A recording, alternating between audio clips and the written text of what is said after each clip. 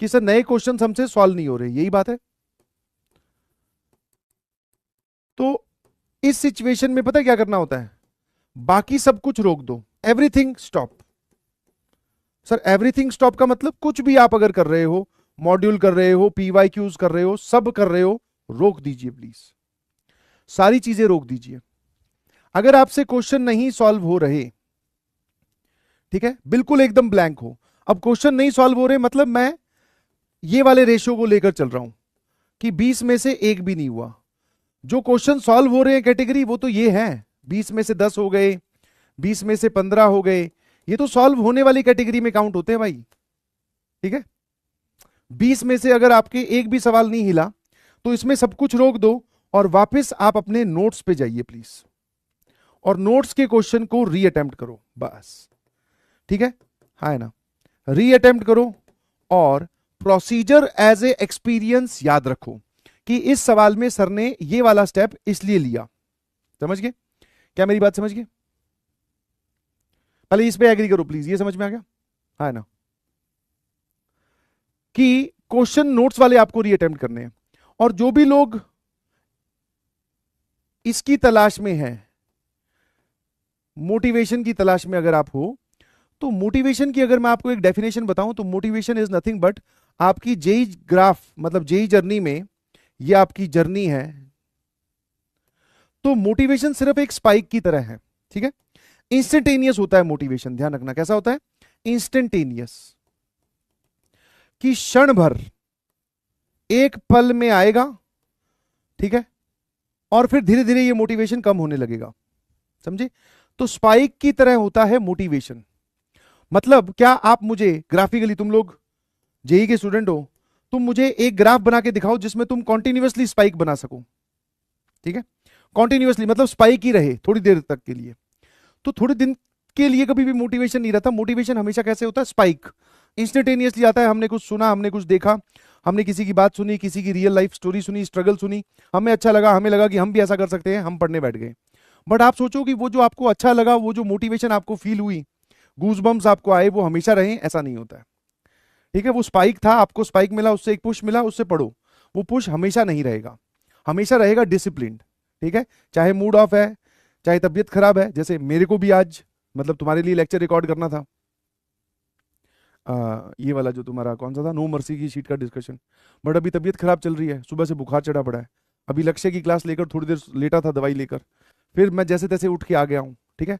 फिर भी मैं ट्राई करूंगा कि मैं आपको वो लेक्चर रिकॉर्ड करके कल तक देने की पूरी पूरी कोशिश करूंगा, अगर मेरी शरीर और मेरी तबीयत मेरे को अलाउ करती है तो ऐसा नहीं है कि आप हमेशा ही अच्छा फील करोगे, बट मेन थिंग इज आप जैसा भी फील कर रहे हो आप अपने कर्म पे ध्यान दीजिए, है ना, और अपनी चीजें करते रहिए प्लीज।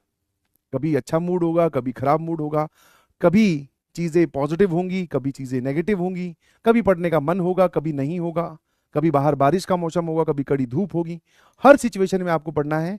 आप ये सोच रहे हो कि ये स्पाइक्स हमें मिलते ही रहें, ऐसे ऐसे नहीं होता है भाई, ठीक है। ये कभी आप बना भी नहीं पाओगे कि थोड़ी देर तक के लिए आपको स्पाइक्स, अगर थोड़ी देर के लिए मोटिवेशन आया भी तो स्पाइक का है, स्पाइक तो इनमें दो दो जगह ही है स्पाइक नहीं बना पा रहे हो ना, समझे कि नहीं समझे।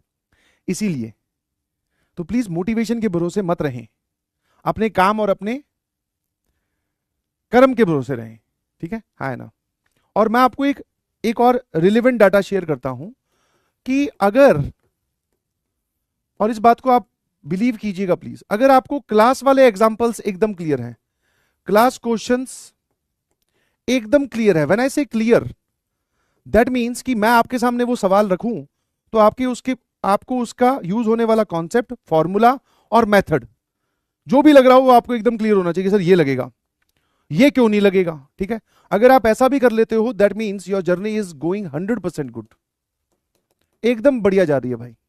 मैंने ना मार्क्स की बात की, ना मैंने रैंक की बात की, मैं अभी ये सब बातें कर भी नहीं रहा हूं क्योंकि इसमें अभी थोड़ा टाइम लगेगा।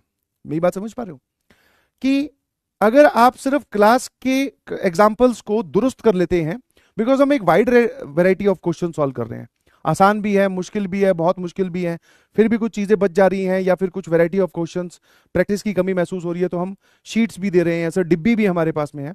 तो ये बेटा मोर देन इनफ है, और बिलीव मी आप इतना ही कर सकते हैं। क्या मेरी बात समझ गए, है ना। हाँ नहीं, I am feeling good, I am feeling good, sir leave ले लो, नहीं भाई लीव लेने से काम चलता होता, मेरे को सवाल ज्यादा करवाने हैं और लेक्चर्स फिर पीछे ना हो जाए तो मैं लेक्चर छोड़ भी नहीं सकता, ठीक है। तो हाँ वो मैं जानता हूं, ठीक है, यस, ठीक है। तो इस पे फोकस करिएगा प्लीज, इतना अगर आप कर पा रहे हो बहुत बढ़िया जा रही है आपकी जर्नी। इतना हो जाए फिर आप उसके बारे में, उसके बाद में किसी और चीज के बारे में सोचो। क्या मेरी बात समझ गए? क्योंकि अपने आप को ओवरबर्डन मत करो कि मैं पीवाईक्यूज भी कर लूंगा, मैं तो ये वाली किताब भी कर दूंगा, मैं वो भी कर दूंगा। नहीं भाई, जो करवाया जा रहा है ना उस पर तू विश्वास रख, और तुझे पता भी नहीं चलेगा कि तू कब सेलेक्ट हो गया या तू कब सेलेक्ट हो गई। समझे? हाँ है ना? क्लियर है? हाँ, एडवांस का टेस्ट है। एडवांस के टेस्ट में थोड़ा सा ज्ञान और सुन लो। एडवांस के टेस्ट में सिर्फ और सिर्फ आपको क्या करना है, एक्यूरेसी पर ध्यान देना है, एक्यूरेसी, बस इसको कंट्रोल करना है। मतलब अलग अलग सेक्शंस होंगे, अलग अलग वैरायटी के क्वेश्चंस वहां आएंगे, match the column, paragraph, integer type, multiple correct, single correct. तो जिस भी क्वेश्चन पे आप हाथ डालो मेक श्योर कि आप उसका जवाब सही ही निकाल कर आओ। अगर ऑप्शन ए है सही तो option A, option B, option C, जो भी। यहां पर स्पीड मैटर नहीं करती। आपकी जिंदगी का पहला एडवांस का टेस्ट है। मेंस में क्या होता है कि सवाल थोड़े ज्यादा अटेम्प्ट करने पड़ते हैं, पर एडवांस में ऐसा नहीं होता। आपको सिर्फ और सिर्फ क्या करना है, एक्यूरेसी पे ध्यान देना है। चाहे आपने मैथ्स में टोटल 7 सवाल ही अटेम्प्ट किए मान लेते हैं, मेक श्योर कि ऐसा ना हो कि 7 में से 3 सही। नहीं नहीं नहीं, नहीं ये नहीं। मेक श्योर कि 7 में से आपके 6 की 6 सही हो। देखो मैंने डिनोमिनेटर कितना छोटा लिया है कि सर उसमें हमारे कम से कम 15 सवाल आने वाले हैं, तो मैंने सीधा उसका आधा कर दिया। 15 या 16 आएंगे, उसका आधा कर दिया। तू उतने ही कर बट वो सही कर, उसके बाद में तू अपनी रैंक पे ध्यान देना। क्या मेरी बात समझ गए? ठीक है। तो डिनोमिनेटर चाहे छोटा रखो बट इसमें से जितने आप अटेम्प्ट करो उसमें से करेक्ट, ये है टोटल अटेम्प्टेड और ये है हमारे करेक्ट आंसर्स। ठीक है, बस ये ध्यान रखना। क्लियर है? हाँ, बहुत बढ़िया। बस इतना सा ध्यान रखना है। इस चीज को कंट्रोल कर लिया कि भाई हम पेपर में जा रहे हैं, और यहां पर वो दिमाग में अपने एक ओवरबर्डन मत लेके जाना कि सवाल 3 मिनट में सॉल्व होना ही चाहिए।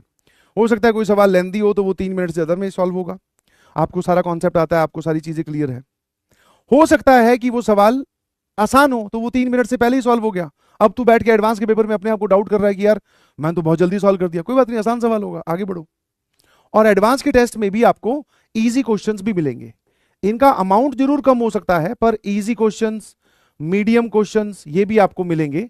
तो आप पहले इनको टारगेट करो, क्योंकि कोई नहीं देखता, सिर्फ और सिर्फ देखी जाती है तो रैंक या फिर मार्क्स। कोई ये नहीं देखता कि तूने वो सबसे डिफिकल्ट वाला क्वेश्चन सॉल्व किया कि नहीं। कौन देखने वाला है भाई? ये मेन एग्जाम में भी ऐसा होने वाला है। समझे कि नहीं समझे?